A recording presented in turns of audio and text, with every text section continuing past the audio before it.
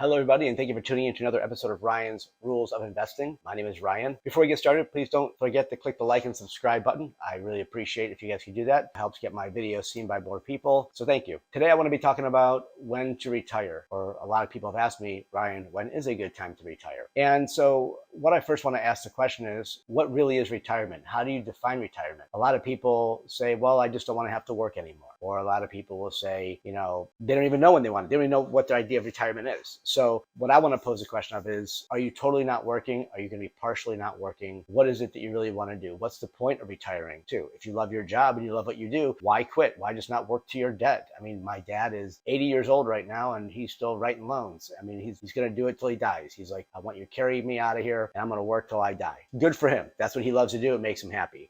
I know that some people really love what they do. So when we talk about retirement, we have to figure out, what does retirement look like? What is it that we really want to do? So the next question is, do you really know when you want to retire, right? A lot of people will think, well, I want to retire, at 70 and a half, or I want to do it when I can start getting Social Security, or so on and so forth. They don't really have a plan. A lot of people now do not have a plan, but they haven't even started saving for it as well. But we don't want to get into that part. That's a whole other video. So we have to figure out, basically, when do you want to retire? Do you have a number for retirement? Do you know what that number is so you don't have to work again? We usually figure out that, retirement has to do with money, and money has to do with retirement. They work hand in hand with each other.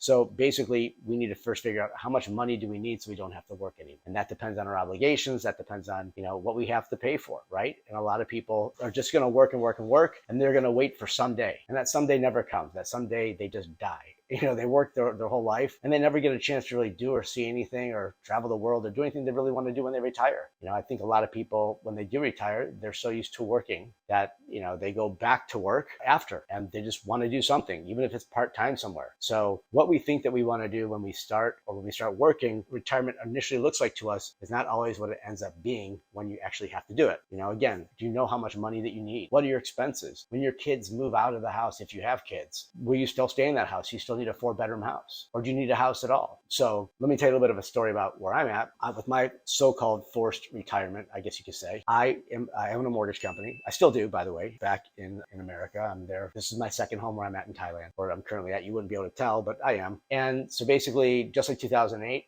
at least this is my perception, the rates went up. It went from 2.5% to 7-8% now, right? And at least at the time of this filming. And there's no loans to do. There's nothing to do. Now, I invested my money very well. That's why I started Ryan's Rules of Investing. I knew what my number was when I started, writing my book initially and starting investing. And a lot of people, again, don't know that. So by me saying forced retirement, I'm saying I don't have any work to do really much right now because of the fact that there's no one doing loans. No one needs a mortgage. Everyone got their loans. I've done a few home equity lines. I've done a few reverse mortgages, but I'm not hustling like I used to do over the last 30 years or 25 years. I've been doing this. It's been a long time, right? I've been hanging out here in Thailand, going back and forth every other month or so. Mainly, we have visa issues. I have mortgage licensing issues. So I need to make sure, my primary residence is in Arizona and I do have a place there. I pay taxes there and everything else. But think about this, right? What does it cost to live in Arizona? You have a house payment or a rent payment. You have a car payment. You have insurance payment. Now, I came out to Thailand having not even knowing anything about what I wanted to do. I wasn't even talking about retirement. I came out here after COVID to go see a UFC fight in Singapore. And I spent a week in Singapore. I spent a week in Thailand. And then I spent a week in Vietnam. And when I went home, I had like a panic attack because I was like, man, I really love being out here. And it's so inexpensive to live in until you get here. I even say until you get here, go home, come back and forth a few times. You don't really grasp how inexpensive it is. But to give you an idea, I think there's like this big secret out here that no one's talking about, at least to Americans, right? That I really see out here are like military people, right? Retired military, which means, police, fire, civil service people, right? Because they're in the military, they came out here, they got some, rest and relaxation time, whatever they call it. They went back, they got out of the military, they spent the whole career doing police work in New York City or whatever it is, being a homicide detective. They get their pension, now they're retired, and now they take that money and live out here, and it's like 10xing their money. So they get $6,000 a month. Man, that's a lot of money to have out here in Thailand to live. But living in New York City, that's a whole different case. So when we talk about the amount of how much money do we really need to retire, we need to also also think about, where are we going to retire? Are we going to move somewhere? Are we just going to pay our house off? Are we going to get a reverse mortgage, which, by the way, are really, really, really, really good tools for retirement people? Save a lot of tax money that way as well. And that's a whole other video as well. I've been out here, and I can tell you that if I was living all the time in America right now, I'd be going through my reserves so much faster because of the fact that America is just that much more expensive. Now, what ended up happening was I have my house, and I rent a house out there. I don't own a home, but that's, again, another video. Look at my other stuff that I have on here on my Ryan's Rules of Investing channel about home ownership and everything else, stocks versus real estate, yada, yada, yada. And it's just been, really, really good idea to be moving out here and to be living out here. Food costs next to nothing. I don't need a car out here. So my e-tron payment that I had, which was about $1,000 a month, I can take that $1,000 after tax money. Let's not talk about writing it off or anything else, but $1,000 a month. What do you have to make? $2,000 a month to pay for $1,000. So I saved $1,000 there. My house payment out there was $4,000 a month in Phoenix. Now I have a place that I rent, which is much less, but I really don't, live there that much. I do live there, but I'm in and out, in and out. It's not like a rooted down type of place. And I can move next year. It's a year-to-year lease. My rent out here is next to nothing. You can live out here in Thailand for like $2,000 a month. This is not a Thailand video. But my point is, when we talk about retirement, we need to know how much money we really need to be able to retire. We want to know when we want to retire. What do we want to call retirement? Because even if I don't even have to work. I don't have to work anymore. I could stop my job and never have to work again, and that would be good. However, even with that, I still started my YouTube channel with this. I still have another channel, Ryan's Travels, which is me logging all my travels, and people are actually loving it, and I'm actually making money on it, which I didn't think I was ever going to do. Then I have, a few other ways that I get income. I'm never going to really stop working because I've been such a hustle for so many years.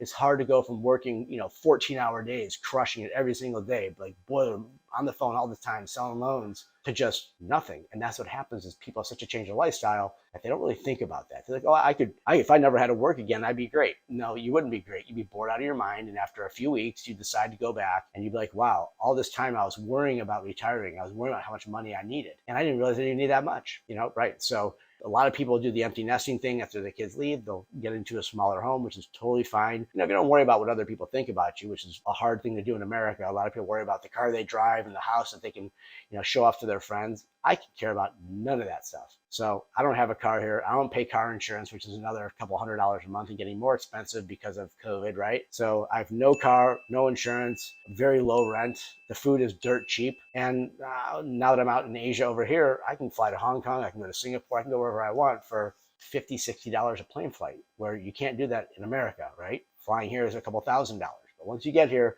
everything is very inexpensive. Either way, these are just a couple of the questions that we have to ask ourselves about when we're going to retire. So what I would really do is first figure out, what is your retirement, okay? Is it gonna be full or is it gonna be partial? Are you still gonna work? Are you gonna do absolutely nothing, right? Number two, how much money do you need to retire? Do you know that number? And that number is basically, if you look at Ryan's Rules of Investing, my other videos, we're going to see that it's basically going to be, what are your expenses per month? Okay, we figure out what that amount is. That's what you need to live on. And then you want to pad it. And then basically that's how much money you need to be making from your investments, not working, investments, so you never have to work again. And you could have, real estate income. That's your choice. I'm not into that because I don't want to work for any of my money. I want it all to work for me 100%.